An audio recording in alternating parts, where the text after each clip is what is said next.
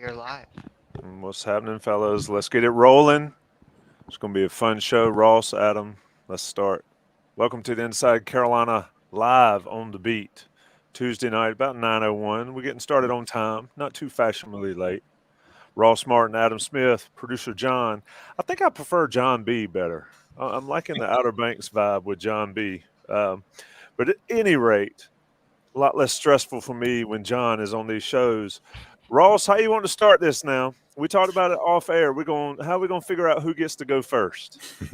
Yeah, we're gonna do everybody on this podcast. So producer John, myself, Adam Smith, and Tommy will get 2 minutes to rant on whatever they want to rant on concerning UNC football coming off the Notre Dame loss. Let's start. Tommy, you want to go first? You want me to go first? I'll defer to you to go first. Okay, I'm gonna start. Your idea. I'm gonna start the timer here. You know, we're coming right out of the gut here. So let's get a rant here, and I'm gonna go right to you, Tommy. When it's over, you're gonna follow me, then John, and then Adam. Adam's gonna close it up. Stopwatch, 2 minutes, and go. Okay, UNC fell 45. Get the glasses off here. 45-32 to Notre Dame. Here's my issue. Mac Brown made a lot of excuses in the post-game press conference, and everybody knows Notre Dame's good. They have the talent. It's time for him to kind of take a little bit of responsibility, I think, for the failures on the defense, because it's been 3 or 4 years. The recruiting, the big thing is all about recruiting and how Notre Dame's out-recruited them, and that's true. They have recruited a higher level, but the whole point is, like, you've had 3 or 4 years to get these recruits in, and you have. So where is the disconnect? And he even mentioned that. And look, I don't want to this isn't some fire coordinators thing. I just think you got to, at some point, you have to say, look, it is a development issue. Look, we are not practicing right. And here's why we're not practicing right. Here's the fundamental issue to why the defense is having massive issues. And he says it's not a trend because it was maybe he just said it, but a trend is 4 games. A trend could be 3 games. 4 games is 1/3 of the season. So take responsibility. And look, Mac does. And look, I don't think, this might be a little hot take here, I don't think Gene Chizik is the issue. I think Gene Chizik is doing the best he can with what he has. I think it's an issue that started 2019 with the defense, and there's been a trend of bad coaching, bad development, and the players that should get better aren't. And that's the issue, because you shouldn't be having the same mistakes. I just want some answers, and I think the players are taking responsibility. I think Rainbow Vahasic, go and listen to his YouTube video today, was great. I think Cedric Gray, Power Eccles, those guys are great. I'm looking at the time here. And so we'll get way into more details, but I think it's the development issue. I think it's a development issue with these 5 stars and 4 stars and talented 3 stars that are making a mistake. And if you can't perform, you can't develop, then maybe you're missing on recruits and don't have the right players. Tommy, the floor is yours. All right, I'm gonna follow up what you had to say, and maybe I'll ask these questions myself in a couple of weeks. Notre Dame came in, and everybody knew the tight end was the best player on the team, without question, and nobody did anything to stop him during the day. Gene Chizik said in his postgame or his weekly presser that they made some adjustments. Nobody followed up and said, just out of curiosity, what adjustments were made. Nobody asked Gene or questioned Gene about adjustments made to stop the run. They stayed in nickel 90% of the time, it seems like. They were in dime, Vahasic talked about, or Storm talked about at some point. So no known adjustments were made that it appeared on the field, so why not ask Gene Chizik the question? What did you do differently? That game's over with. They're not going to give Notre Dame extra tape. They just wore Carolina out. Second part, I agree with you wholeheartedly, Ross, about Mac taking responsibility. The offense and the defense have roughly the same talent level on this team, right? Star-wise. The offense is here. The defense is here.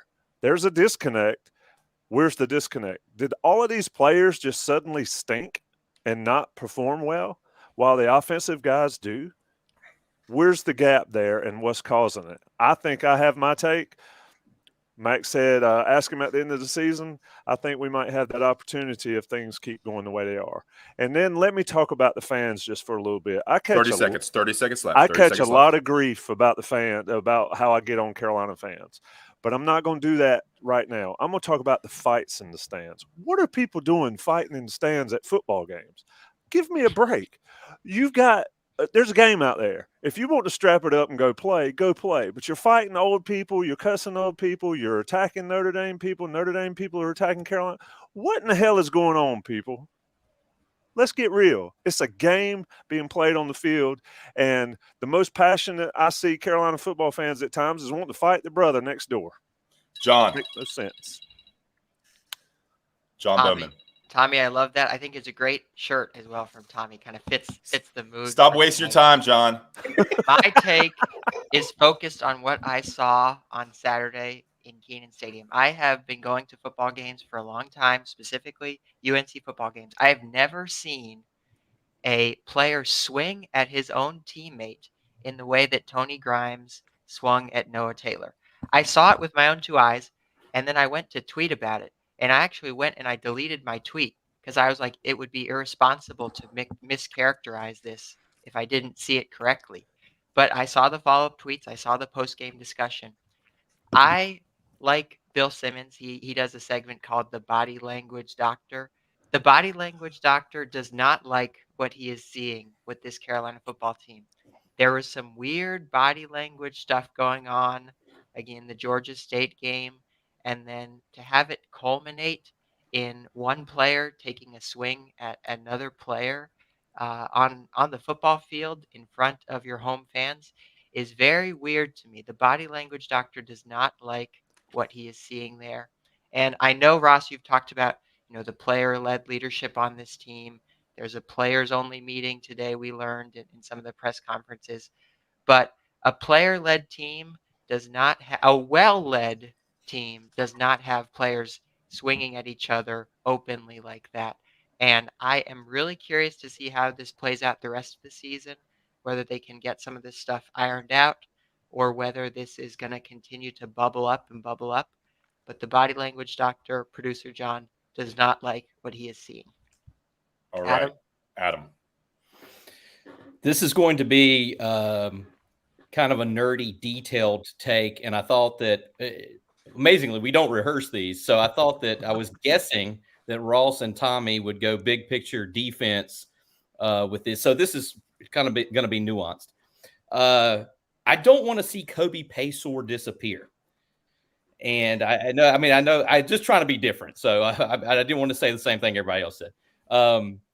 Here's a guy that had, I looked it up, 13 catches, 165 yards, 2 touchdowns against App State and Georgia State. I understand that Josh Downs is the best player on the team. I got it. He deservedly so. But if you look at what happened Saturday against Notre Dame offensively, and I know I'm probably a moron for saying something about the offense and a hot take. He had 1 target.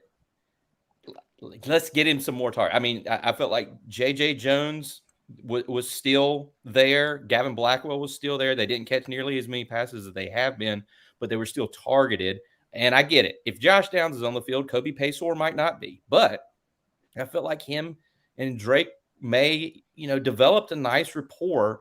These are guys that are going to be around a long time. I understand what a balancing act it is to Phil Longo was talking about it the other day. Try to mix and match the snap counts and get people on the field and things of that nature. And look, I understand Josh Downs needs to play and play a lot, but I would like to not see him. Before Ross and I talked about it in Boone, North Carolina.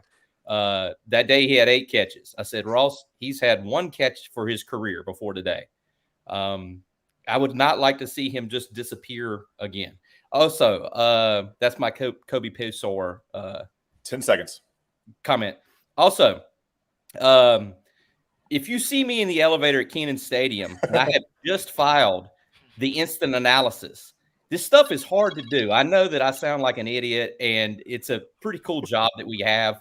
But if you see me and you're getting in off the 3rd floor, and I have just filed a game story that I had to have done at the buzzer, and you see me carrying my computer, first of all, you don't know me like that.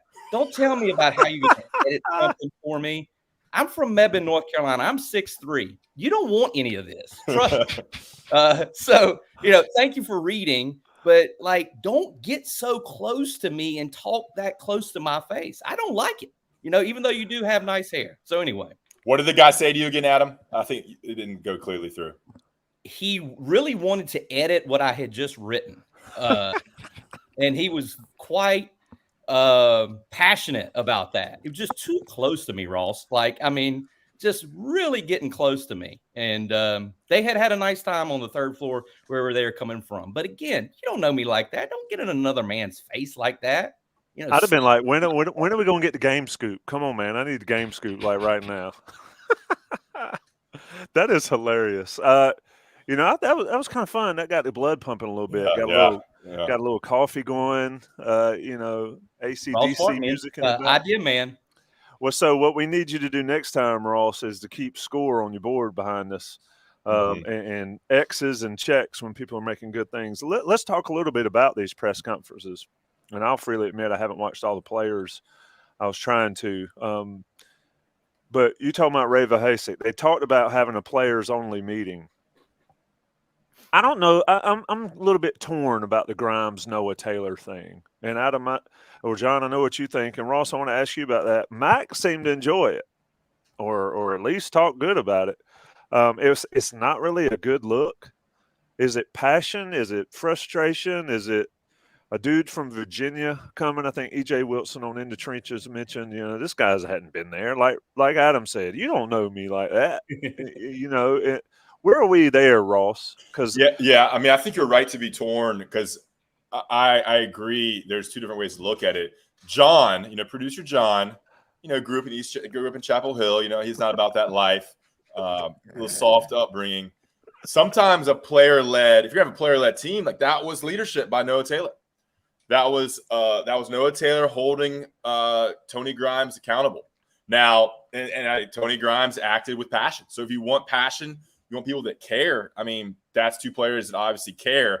They're expressing in different ways, and obviously it's in front of 50,000 people, so it's not the best look in terms of team chemistry. But Mac's thing, and what's Mac supposed to say? He either bashes his players or he spins it like the greatest politician in North Carolina and says it's a good thing that they were showing passion and holding each other accountable. And look, Noah Taylor, like he has every right to kind of get Grimes in line for that penalty, which I thought was an offensive face mask when I saw it. And that picture kind of justifies that. It was a late hit as well. And so that's the two ways to look at it. Adam, do you have any thoughts on kind of that scuffle? Because you saw something at Georgia State too, right? Yeah, I mean, my thing is, well, yes, at Georgia State, it appeared that Des Evans and Tony Grimes were having words there after Georgia State had scored the 25 unanswered points to take the lead. There's a lot of stuff going on at that game in Atlanta, but that was one of the things that stood out was those two guys at least talking, if not bickering, which I understand. My thing is, we don't know what was said between Tony and Noah in that brief little dust up. Like, I don't know, we don't know who was right, who was wrong, if either one of them was right. I tried to ask Cedric Gray, as you know, Ross, after the game, if Noah Taylor was right for checking Tony Grimes in that situation. And he said he was going to have no comment on that, which I respect. That's totally Cedric Gray's right to do. And also just a little peek into how the sausage is made. We tried to request Tony Grimes and Noah Taylor today for interviews. Neither of them were available for interviews today. So that is what it is. I asked Storm Duck just about Tony and why he seems to get in some of these dust ups. And Storm Duck said Tony Grimes is just one of the most competitive people he's ever met. And he cares a lot and he's fired up and he wants to win. And we all know that Tony is a good talker, so I don't know. I don't know how to. Ross is right. It wasn't a good look. And for people like us that are watching the games and trying to observe everything, it was emblematic of the frustration when you see it boil over like that. I do get a chance to respond here after Ross called out my East Chapel Hill high school upbringing. But I also sort of view it from that accountability perspective. I think in that moment, again, this is a little bit of reading from outside the situation, but from in that moment, that was Noah Taylor holding Tony Grimes accountable. And it's interesting that it was Noah Taylor as well, because Noah Taylor is a player who came from outside the UNC football culture that has been culminated, that has been percolating the last 2 to 3 seasons. And I think Noah Taylor is someone who comes off to me as someone who's very professional and sort of matter of fact. And he's probably displeased, as every other UNC football player is, with the performance of the defense. And I think he was frustrated in that moment. And I hear that. That's a good point about Tony Grimes being very competitive. It's not my intention to slander anyone, but I just think that's sort of emblematic of the perhaps warring cultures within the UNC football defense right now. But it's also tough. I mean, this is a defense that is basically the worst defense in the Power Five when you look at a lot of statistics. So there's going to be finger pointing and emotions that come into play when you're performing that poorly. What did Noah Taylor say in his introductory press conference coming from Virginia? Go back and watch it. He said, referenced Carolina being soft. Yeah. You know, he said, I came from Virginia. They had a reputation of being soft and this and that. So maybe it all plays into account. You prefer, I love seeing player-led stuff, right? That is where Butch got in trouble. There was no player-led stuff before he brought in all these big-timers, and maybe that's what's going on now. The question is, the deal is there, if you're going to have player leaders, you also have to have player followers for it to work. And there has to be a hierarchy. And I'm not quite sure this team has that right now. I'm not quite sure, quite frankly, if the coaching staff has that right now. I know Mac is in charge, but if Mac is going to Chiswick, and let's talk about this, and Adam, I'll come to you first on this point. Mac's going to Chiswick and saying, come on, man, you know, what are we doing? What are we doing? Well, this is 4 games in a row. That question could be asked. And then he goes to Longo and he says, you know, why aren't we running it on first down or running it better and all that? Well, these aren't new issues to Notre Dame. You know, if it were just Notre Dame, hey, Notre Dame's good. Those boys are studs. They're big boys and they're studs. But it's been an issue every single game they've played this year, Adam. Where's that accountability? They want player accountability, right? Do your job. Where's coaching accountability? Well, here's what a thought that occurred to me as you were saying that about Mac going, let's say, to Gene Chiswick and saying, hey, man, what's going on here? I mean, that's a patented Mac answer. That's a go-to Mac move. He used to say that about Jay Bateman all the time. You know, like if they had been shredded like they were a couple times last year, that's a Mac move to get to say, hey, I went to him. We had a hard conversation. I want to know what's going on. And I actually said to Mac Monday when he was saying that, I said, did you get a satisfactory answer? And Mac said he did, of course. You know, like it's like a knock-knock joke with Mac in a situation like this. You know, knock-knock, who's there? Here's the answer. So, like, yeah, I hear you on that, Tommy, on the accountability on all fronts. You know, I mean, defensively, I think they're putting who they think are their best players out there. One of the questions I've had is this just a thing where your players aren't fitting your scheme? There's some sort of thing that just isn't happening within the scheme that you need to have happen that isn't happening, won't happen, can't happen with these guys? Like, what is that specifically there? I don't know if Ross can add to that. Yeah, I mean, Ross, sorry. Yeah, I mean, no, I mean, I think the blitz and how they're dropping the coverage when they're getting, you know, dropping 7 when they're getting a run all over, like, and if the blitzes aren't hitting, like, then it's no point in blitzing and things like that. I think there's slight schematic changes, but pretty much everyone's running similar schemes. So I don't think it's much of a scheme thing. I think it's scheme tweaks, but I think you got to put pressure on the quarterback more, and you got to sell out to stop the run. I mean, it was a great point by Jeff Schottmer on calling the shots. It's like, do one thing well, and we're not doing UNC's not doing anything well. Like, if you're gonna be this team that drops 7 and plays great pass coverage and play really good pass coverage and make that your strength, ultimately you have to stop the run. They're not doing that, so they've got to find a disconnect in stopping the run. I don't know if you play Travis Shaw more, you play you put bigger bodies in and move Jabari Ritzie to end. Ray Vahasek talked about a big issue against Notre Dame was setting the edge. So there's Ray Vahasek was a little bit more revealing in kind of some of the issues. You know, obviously gap integrity is the main core reason whenever your run defense is not good. But I don't know. It's just like we've talked about this so much now, and all the press conferences have been all about the run defense. It's just a matter of going out and doing it and being more physical and having that mentality, which obviously they don't have right now. I don't know if it's benching certain people in favor of other guys, but I think you got to put a little bit more pressure on the quarterback and maybe bring in some sort of heavier lineup to stop the run against good running teams. Like I think Notre Dame ran the ball 12 times at one point and got 35 first downs. Yeah, First 12 carries, 75 yards, and a touchdown. Yeah, and so at that point, it's like, all right, man, let's put Travis Shaw at middle linebacker. Like, do something. I don't know. It's super frustrating, and that's what all coaches saying. It's frustrating. It's frustrating. I mean, obviously, it's just like hard to. There's no answers, and that's why it's hard to talk about. Well, here's what gets me, and I'll bring this up with Staples and Barnes, and I should have brought it up. Staples also said in the Day After podcast, find something that you can do well and then do it. Yeah. Put those guys in zero coverage, let Grimes and Duck in zero coverage, and put 8 in the box. And it forced them to do something other than what they were doing. They were doing anything they want. But here's where I think the issue lies. And who said it? Derek Owens said it in the chat. The defense started out the game swatting balls and blitzing, and then they just quit. Now, I don't follow it close enough to know how many times they blitz. They blitzed more this game, but they did have a couple bat downs early in those first couple drives. But it always seems to me, Ross and Adam, when I'm listening to these press conferences is, hey, we had a great quarter against Georgia State. What we're doing works. It worked in the fourth quarter against Georgia State. Okay, we had a great quarter second and third quarter against App State. It works. See, we know what we're doing right is work because it worked then. The first quarter against Notre Dame, we know what we're doing right. It worked then. And then I feel like that's the justification for not changing anything. Yeah. Well, it's consistency. Is there a justification for not changing anything? You're right. So it's consistency, right? And that's just an easy coach speak word. It's just consistency and doing it for 4 quarters, right? And doing it every play. 11 players doing the right thing.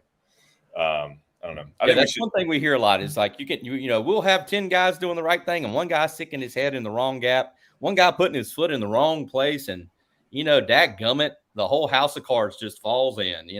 That's what we've heard, and we've heard it a lot. And it's like you would think somewhere, I get it. If you're playing a good team and one guy does the wrong thing, they're going to make you pay. But you would think at some point, the talent level that they've acquired can cover that up. It's not going to cover up Cam Kelly with his eyeballs on the cheese, like Jason pointed out in the video, while the slot receiver runs straight past him. It's not going to cover that up. But at some point, there needs to be some ways to hide some of these things. And I just don't think there hasn't been anything they've done to hide any deficiencies. How about this one? In terms of like lowering your expectations, Mac said the other day, hey, we're pretty much ranked at the bottom of the FBS in total defense, and that's where we're going to finish the season. I'm picking on Mac for that, but I was kind of like, dadgum, Mac. He was saying that because the numbers have been bad, and they are, man. If you look, I was telling Ross today, if you look at the numbers in the ACC, it's jarring. Like the Carolina defense has given up 7 more touchdowns than anyone in any defense in the league, including Georgia Tech. I'm glad we brought up Mac because there's one more point I wanted to make around defense, accountability, and Mac Brown. Because there was one other moment that was key from the second half of Saturday's game. The 2-minute format didn't allow me to bring it up, so I want to bring it up here. But was that not the most animated you've seen Mac in responding to a penalty call in his 3 years in Chapel Hill? If not, it's top 5. It's right up there. And I think that also is emblematic a little bit of the defensive culture. Jason Staples talks a lot about how teams take on the persona of their head coach, and that's something that I think we saw a little bit there. Mac Brown was in some ways you could say he was firing up his team. His team needed a spark. They needed something. Or you could say he was complaining a little bit. He was complaining about the refs. He was frustrated. He wasn't taking responsibility himself with his football team, but he was sort of pointing the finger at those ACC refs, who we all know are very bad. But that's one more point I wanted to bring up there around defense and accountability. That was another big moment from Saturday's game. All right. Let me ask y'all, did you see this? And I don't know what it showed on the TV tape, but obviously we were in the stadium. Mac argued and argued and argued, and then they got him off the field. And then he came back out and started arguing more. And I don't know if it was Power Eccles and Cedric Gray or whatever, but Two players were trying to wave him off the field. Like, come on, look, we got to play, get on off, and we got this taken care of. I thought that was interesting, and I have no idea what it showed on TV. But yeah, he had every right to be fired up. But you know, it ain't gonna change the call. And I about rather get him. I about rather him end up watching the game up in his office after that. If he's going to go all out on that, but yeah, he got his money's worth, and he said he was supporting his players. I think they appreciate him supporting him in that thing, and remember it was only 1 yard. So that's the point I was going to make. It was the first down though. It was the fact that it reset the downs, and it virtually assured it being a touchdown. Right, but I mean, it was going to be first and goal from the one anyway because of the penalty, and or first and goal from the 2 or whatever it was. Oh yeah, you're right. Because of the pass interference, and so Max said, "Yeah, it only cost us a yard." Yeah, he's right on that. The pass interference cost him the first down, but yeah, I mean, we're gonna have there's a lot broader discussions that can be had maybe a little bit later in the season, but Max gonna have some tough decisions to make if things keep going the way they're going too. I think. And I don't know. Let's Ross, you want to do your read? And I'll do mine. Can you do Johnny T-shirt? I'll handle JTS. All right. This podcast on the beat also brought to you by Blue Shark Vodka. We appreciate Connor Barth for supporting Inside Carolina, locally owned in Wrightsville Beach. Carolina sweet corn, very accessible. People always, I'm walking by tailgates on Saturday. They always show me their Blue Shark Vodka. So the word's getting out.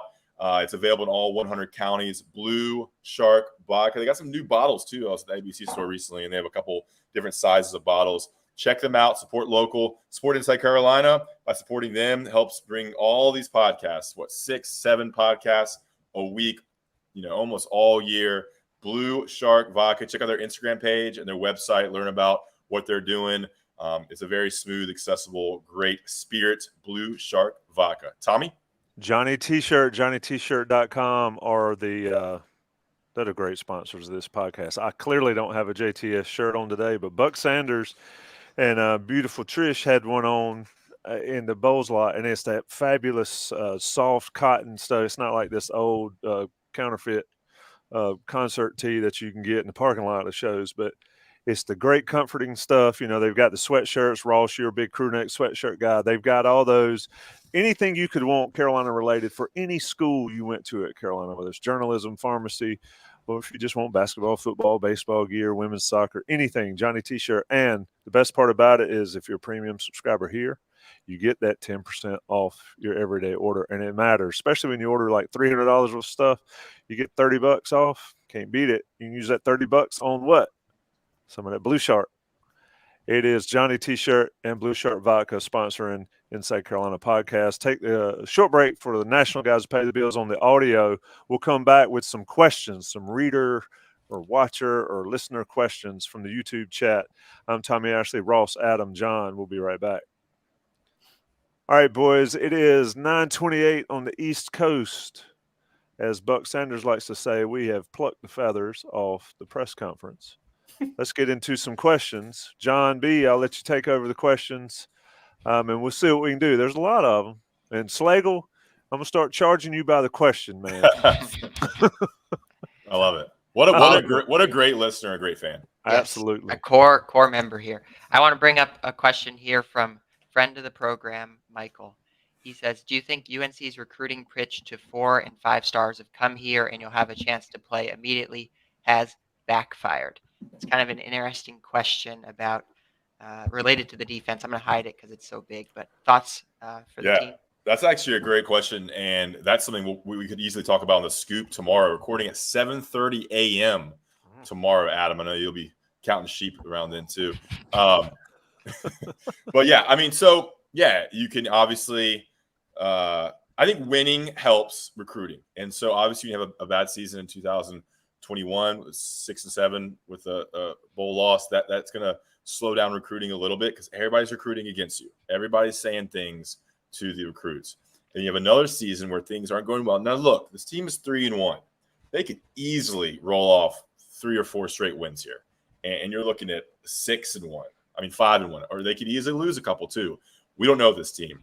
So you can definitely pitch some playing time at certain positions. You can definitely pitch, I think you can look at it two different ways. I know I'm not giving a very clear answer, but it's hard right now at 3-1 to say that the season's done. But I think you can look at the defense and you can tell some recruits, hey, look, man, there is a opening spot at safety in 1 year. Like, we're losing both these guys. There's opening spots on the offensive line. So there are some spots. And I think this thing is important to remember. Drake Maye's at quarterback, and players like playing for a good quarterback. And when you see Marion Hampton, George Pettaway, and Drake Maye at the core, you're going to have some offensive linemen want to block for him. You're going to have some wide receivers that want to throw and catch passes from one of the greatest quarterbacks in college football right now. And you want running backs that want to play for him too. So that's important to remember as well. 5-star guys, high 4 and 5-star guys don't worry about competition. They're going to come in and compete. Now, if they get on campus and then don't play, then you got transfer issues. But I don't think, and I think the question is, John, throw the question back up there. I can find it.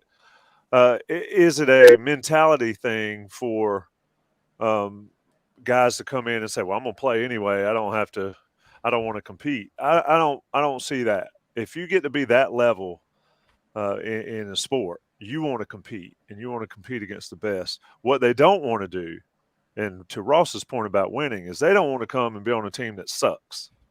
They don't want to come in and lose and get their head beat in and play on a defense that's the worst in the thing. So you've got to show some improvement. Most importantly, you got to show some development. Yeah, and that's what I was going to say. Yeah. Am I going to get better when I go here? Because if I come in as a freshman and I'm no better as a junior, or I'm worse, therein lies the problem with recruiting, and other teams will eat you alive on the recruiting trail for that fact. Yeah, so Tony Grimes – go ahead, Adam. Where's Keyshawn Silver?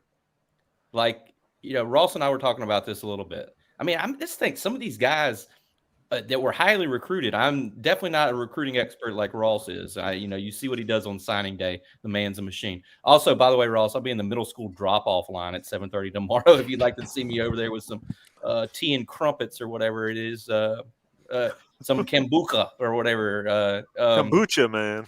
Anyway, what are you talking about, man? Tea and crumpets? Anyway, did you say the season isn't over yet? They could win the ACC championship. Like, they haven't played a game yet. Hey, I don't think the season's over. Anyway, where are some of these guys? Like, where are some of these guys that were so highly rated? Is Tony Grimes overrated? Yeah, that's what I was saying. Like, a 5-star Tony Grimes who enrolled early to speed up his process to get the NFL, supposed to come in, play 3 seasons, be a first-round pick, second-round pick. I'm not sure that's happening right now. Adam, your point, I mean, Silver's a redshirt freshman. Like, these guys, it takes a little bit of time for the big boys to develop. I see KJ Binkley Jones. Mac slaughters his name every time he says it, so it's affected me already. He's been injured his whole career. Like, he hasn't played much. But a guy like Javari Ritzy or Travis Shaw or Desmond Evans, they came up very highly ranked. And look, everybody's not going to make the NFL, but you would hope those guys could get drafted with how high they ranked they came in. So you would hope some development happens there. And right now, you're not seeing them get much better, I guess, on paper in the games. Who knows what NFL teams look for? Maybe you see Desmond Evans, like, man, that guy's a freak athlete, freak size. We don't care what he did in college. We can see that he has some talent. Who knows?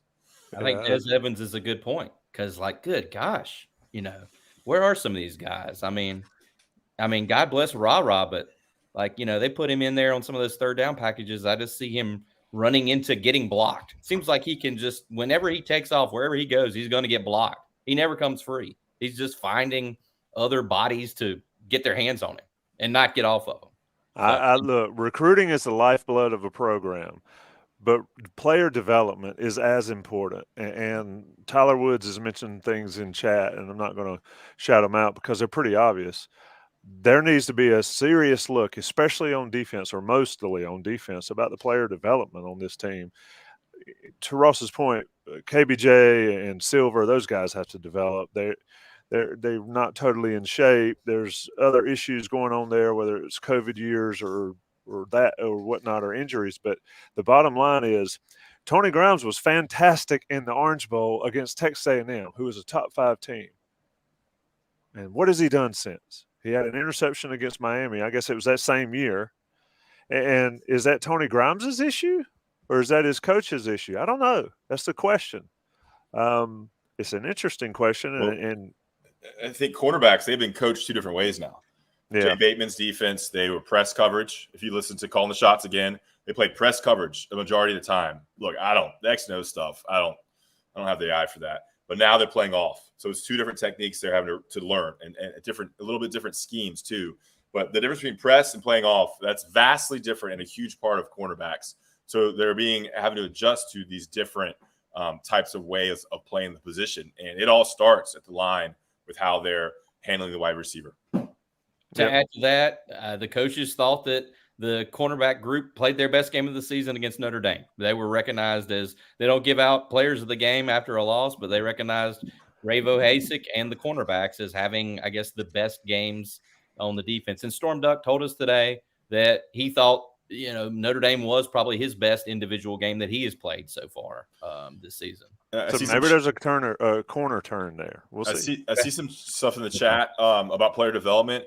You look at teams like Wake Forest, Appalachian State, like they're not recruiting anywhere close to UNC or Notre Dame or like. And Wake Forest has been competitive every single year because they develop players, they redshirt, and by the time they're juniors, seniors, redshirt seniors, they're very, very good. And that's just a different way to approach it. And App State too. I mean, App State's been able to compete with UNC, with Texas A&M, and they're recruiting 2 stars and 3 stars and developing them. So it is recruiting, but it is development. It's finding the right players and building a culture of winning and development, all those good things. Wake is unbelievable with player development. They're unbelievable with it because Ross is right. They play Wake when Carolina plays Wake later this year in November. Look at the 2 deep. It's always redshirt junior, redshirt senior, whoever. Those guys are always old and experienced. I don't know if they're like super supremely talented, like who Clemson and FSU are rolling out there, but Wake is always old and like Ross said, I think they do a tremendous job with player development there. Yeah, and a lot of people want to say Wake and those teams have benefited from this COVID year. Wake's been doing this forever. And I'm not just talking about Wake, it's other teams that do it. They've always been old. They'll have some young guys popping in there once in a while, but Wake has always had an old football team. And they've always been good. And I promise you, I'll take a 3-star, fifth-year senior over a 5-star 18-year-old every day of the week. And you saw that when you saw App State play at Texas A&M. And people can talk about the JMU game. The horseshoe fell out their butts, App State butts. But they manhandled Texas A&M. And that says a lot. App was up 28-3 on JMU. I think App is exhausted. Think about the seasons they've had. UNC was their season opener. It's been wild and woolly since they kicked off. I think they're exhausted. They could use 2 bye weeks probably up in Boone. That's a wild and woolly reference there, John. I didn't know that one. I have a perfect question though for Adam and for Ross. Is there any talk of moving this week's game due to the hurricane? Adam's gonna be our hurricane guy this week. I've given him that task as his editor. Not if you ask anybody at Carolina, there isn't. Some of the answers we got today were it's only supposed to be 12-mile-an-hour winds on Saturday, and the rain is supposed to be less than an inch. So, no, don't worry about it. Everything's fine. No, obviously they're having those discussions. They better dang well be having those discussions. I don't know what you can do with the game, moving it laterally, moving it up. I doubt they would move it up, but I could be completely wrong. You are seeing some teams move some games. South Carolina and South Carolina State have moved the game. Obviously, Florida, it looks like they're going to get hit really hard. But I think the UNC athletic angle is hoping the storm won't be that bad and hoping the storm won't get here by the time kickoff does. We all remember what happened in 2016. And I can remember old Lawrence Fedora saying we couldn't throw and we couldn't catch, and I believe they lost 34-3 to Virginia Tech that day. The lead up to that game was the exact same words that the powers that be are saying then. Hopefully it won't be that bad. And I think I heard Bubba say, well, the storm changed on us in 2016. Play the football game. If you can't, let's go. And just sit out, play it. I did hear somebody say they might play it without fans. That's the dumbest thing I've ever heard. Here's a bad thing to do, though. Drake May's a pretty good player. And what does a hurricane do to lessen Carolina's passing attack? It could be a problem. No doubt that Understatement of the year.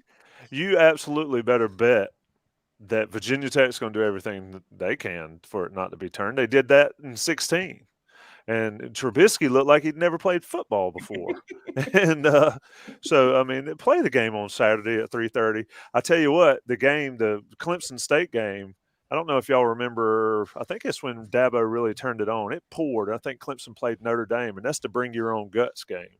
Dabo's post game. Go YouTube that and look at that post game press conference or interview on the field. Play the football game. If they can't beat Virginia Tech in the rain, then what are we doing here? Because Virginia Tech is not good. But you think if Virginia Tech wants it to be messy like this, mess it up, right? Yeah, that's what I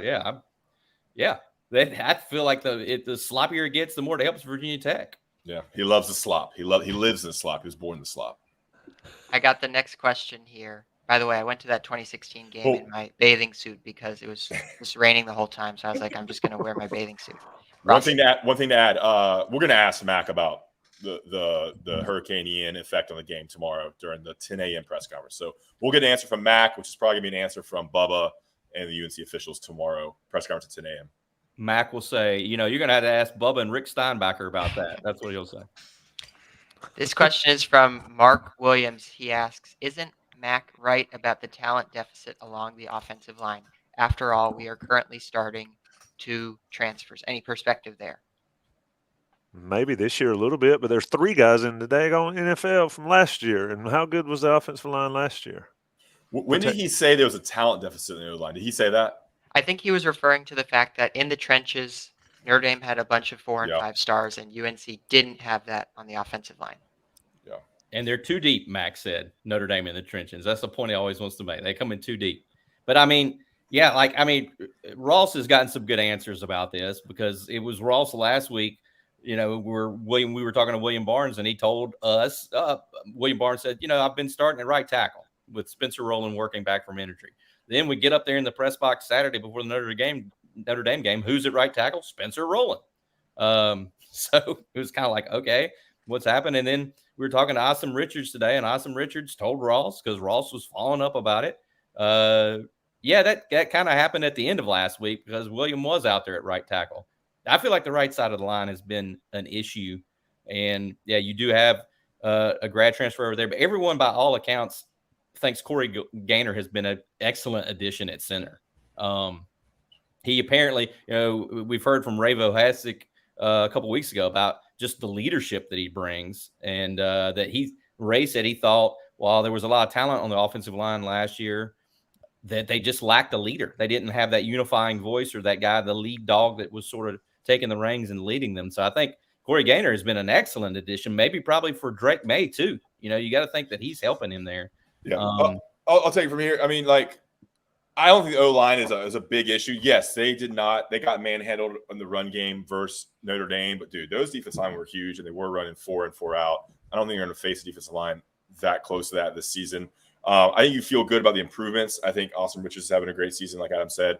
Corey Gaynor, they've, I think, improved given the fact they've lost 3 starters. And UNC's been pretty good running the ball overall, I think.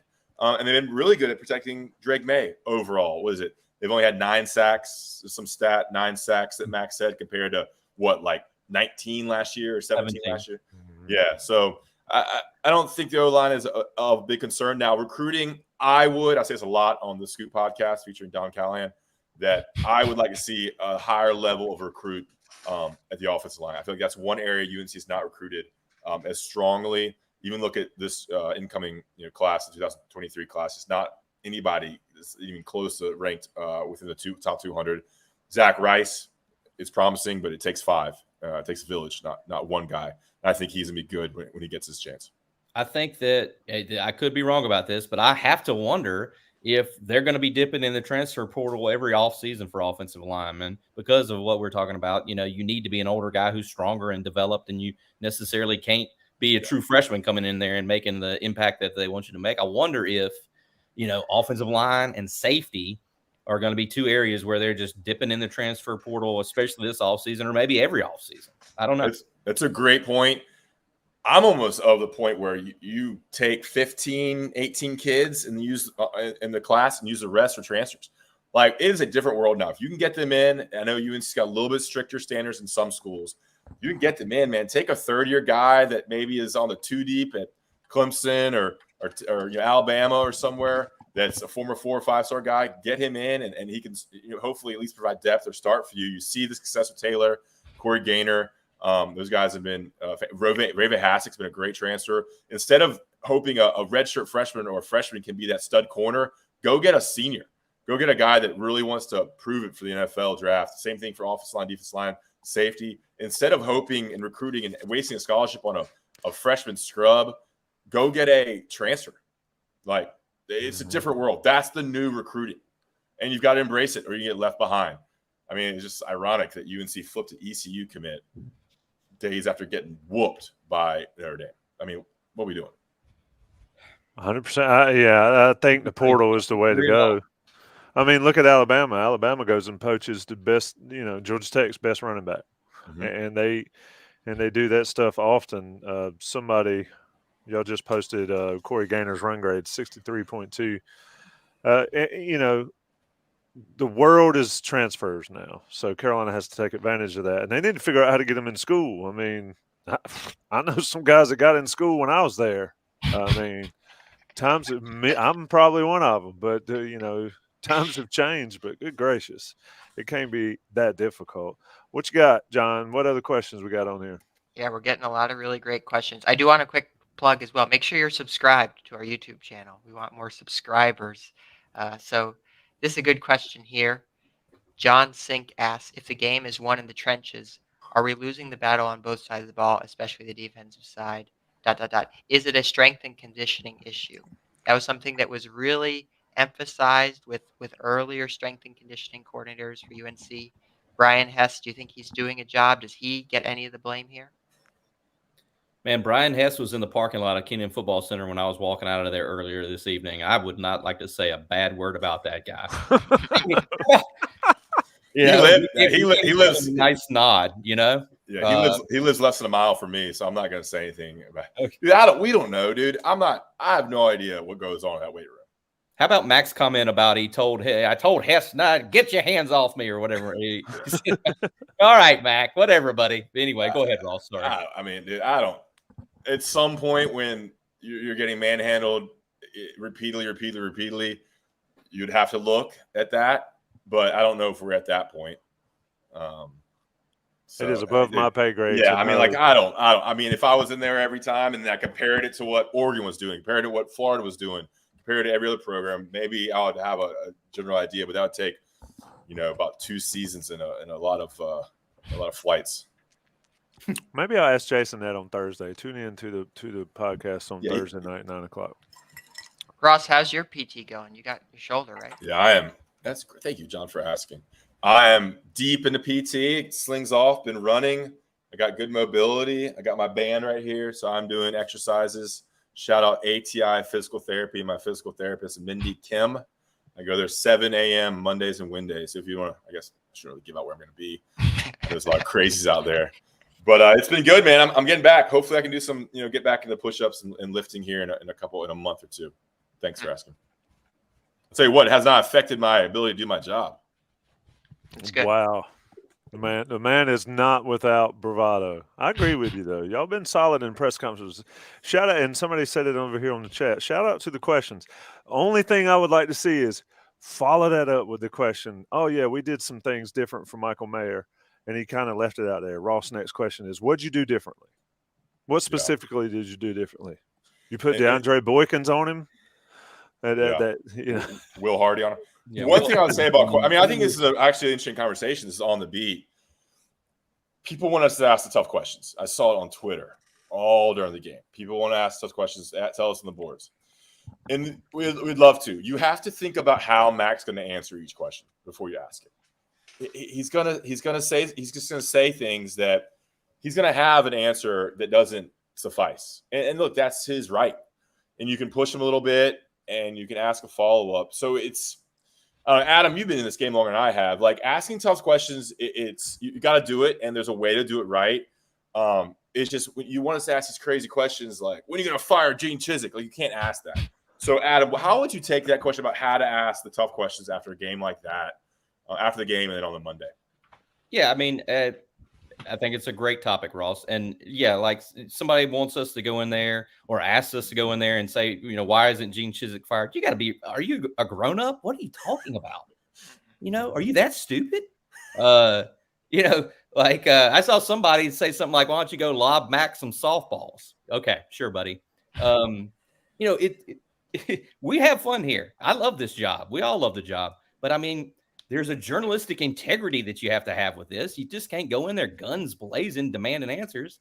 And Tommy, we're trying for you, buddy. Like you're talking about, asking Chizik the follow-ups. There's a lot of things that are happening that you're trying to think of. And what for Ross and I, what we have to do is we have to live with these people all season long. And you don't want to piss them off to where they think that you're just out to get them all the time, because we're not out to get you. We're just out to try to cover the team the best we can. And it's a delicate balance. I think that we have asked some very good and very tough questions of these guys. And I do think Gene walked away from the podium the other day and said, that was a really good question to me. But I was surprised that he said that, because I was basically saying, do you need to change up what you're doing and get some other guys in there in terms of personnel? So I'll say this. I think I made a great point about that. We have to, we're with Mac for the next, 10 weeks or whatever. For as long as he's there as the head coach. Yeah. And so hopefully you build some rapport and respect by asking. I mean, I think they appreciate tough questions that are asked the right way. And then I think they know. And the thing is, Mac and Chizik, they know the job. They weren't reporters like us, but they understand. They've been in this game way too long. Dude, they've coached at places where it's a lot tougher media. They've been asked on a lot tougher questions at Texas, I'm sure, and at Auburn, I'm sure. So we're not going to say anything that's going to get under their skin, but you also don't want to be an asshole, and you don't want to get the reputation. Like I feel like I have to kind of I toe that line, especially of how loose I get on some podcasts. So I have to be in Twitter. I have to be careful of not being that guy in press conferences as well. But I also want to do my job and ask those questions. And I feel like we've done pretty good. It's just the defense thing is tough because they don't have answers. Like, dude, if they had answers, it'd be fixed. So you're asking them how to fix run defense, and it's like, look, everybody's got to do their job. We've got to practice. We've got to get better. So like that's an answer's not gonna make everybody happy, but that's what they're gonna say. And so you have to ask more pointed questions. I think, hey, Chizik, what have you thought about maybe blitzing a little bit more? Like, what's your philosophy on blitzing? Like, you bring four, it's not getting there. You bring a fifth person, it's not getting there. How does that switch things up? Things like that. So I don't know. Look, I'll tell you one thing. Adam will love this. I took 0 journalism classes. I was taught in the school of the hard knocks. So, dude, every experience for me, I had to teach myself this whole thing. So. Look, to the point you guys are making there, and your point about don't be an asshole is the baseline, right? You can ask a tough question. Guys can respect the tough questions, but you can't go in there and be an ass. You just can't because you need the respect of who you're dealing with, and you need to respect them, but you also need to respect your colleagues. And I'm going to give you props, y'all both props this week and this season, really. Everybody wants to fire off these crazy questions. To your point, Ross, is like, what do you think Roy Williams would say all the time? If I knew how to fix it, it'd be fixed already. They're not going to say, oh, yeah, well, Gene sucked today. And, I'm not sure why. It's just not going – there's a line and there's a balance. And you guys, quite frankly, and all the media really have done their best to dig into them. But Mac and Gene have played the game longer than anybody out here has. And they know very well how to play the media game. And very rarely will you catch those guys being completely candid. You might off the record, but in that setting, it's not going to happen as much. And I've seen people will tweet at me or tell Ross to ask this and that. And I'm like, okay, we'll do our best. So anyway, this is where we get a little bit looser in the podcast and we talk about stuff. But yeah, there's a One thing you line got to to keep in toe. mind is like after a game, I feel like everybody's minds are scrambled, and Yeah. sometimes yeah, I just feel like you have to have the right touch on what you ask a player or a coach after a loss like Notre Dame, where everyone is pissed, everyone is frustrated, they just got it shoved down their throats. I feel like you have to have the right touch because guess what? You're coming back on Monday, you're coming back on Tuesday, you come back on Wednesday, and you're talking to them again. So Yeah, that's now, my uh, feeling being right there in the seat. that's exactly right. Like I feel like I had so many things go through my mind on Saturday and on Sunday and even on Monday. But then like Tuesday, you kind of take a step back. You've heard from Chiswick, you've heard from Longo, you've heard from Mac, and your mind kind of rationalizes a little bit better, and you kind of hear their perspective and the players' perspective. And so you step back, and you're like, you're still 3-1. The offense has been great. So you're kind of like, man, and then Mac's great at spinning it, and he's great at he's great at kind of like getting the buy-in. And so you do cool down. I think as media and as fans, you can kind of cool down and you take a more rational view at it. Like firing Chiswick is not the answer. Like who's going to lead the defense? Like you can't lose coaches. You want to coach them better.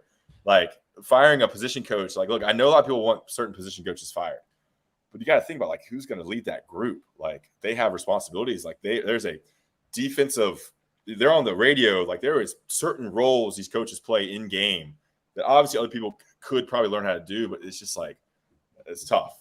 At 3-1, I understand it's been a roller coaster to get there, but at 3-1, you're going to fire a coach or a position coach. How's that going to look in the football coaching community when you're trying to hire his replacement? It's going to look fairly absurd. Let me ask y'all a question before we get out of here. It's been on the beat. Live on Tuesday night. It's almost 10 o'clock. Ross, let me ask you a question. Somebody put it in thing. Bull Hill likes to come in every week, and I appreciate him being here. Mac feels pressure. Does he?